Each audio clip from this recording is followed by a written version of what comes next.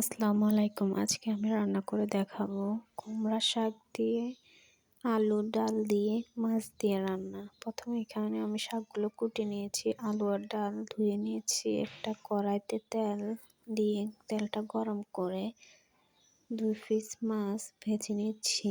আপনারা চাইলে যে কোনো মাছ ব্যবহার করতে পারেন কম বেশি। যেহেতু আমি মানুষ একজন, সেহেতু আমি 2 পিস মাছ দিয়ে রান্নাটা করছি। মাছগুলো একটু উল্টিয়ে পাল্টিয়ে লাল করে ভেজে নেব। আমি এখানে ঘাস কাপ মাছ নিয়েছি, আপনারা চাইলে যে কোনো মাছ নিতে পারেন। আমি এই মাছগুলো কিছুক্ষণ পর পর উল্টিয়ে পাল্টিয়ে লাল করে ভেজে নেব।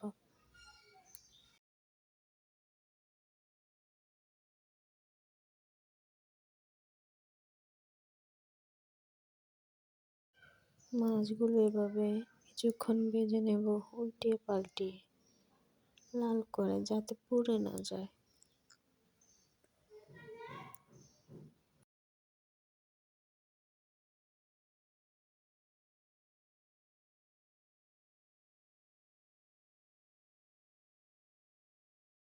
মাছগুলো ভাজা হয়ে গেছে। এখন আমি একটা পাত্র বসাবো, সেখানে আমি শাকগুলো রান্না করব। পাত্রে মাছ ভাজা শেষে যে তেলটা ছিল সেই তেলটা দিয়ে দেব। তেলটা দিয়ে দেব 2 চামচ পেঁয়াজ বাটা, হাফ চামচ রসুন বাটা, সামান্য পরিমাণ আদা বাটা দিয়ে ভালোভাবে তেলের সাথে মিশিয়ে কিছুক্ষণ কষিয়ে নেব।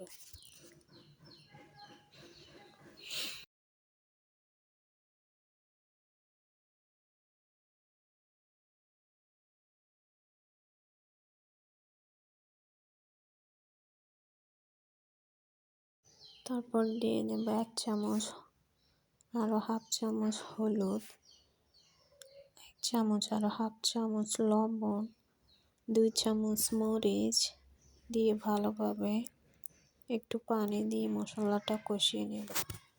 এর উপর দিয়ে দেব ডাল আর আলু ধুয়ে রাখা, দিয়ে ভালোভাবে কষিয়ে নেব।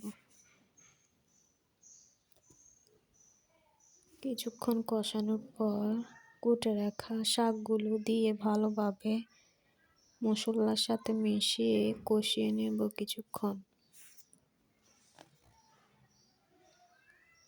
এভাবে কিছুক্ষণ নেড়েচেড়ে মশলার সাথে মিশিয়ে নেব। কিছুক্ষণ মেশানোর পর দেখবেন শাকগুলো কিছু কমে এসেছে, ছোট হয়ে এসেছে। এভাবে নেড়েচেড়ে ভালোভাবে মিশিয়ে নেব।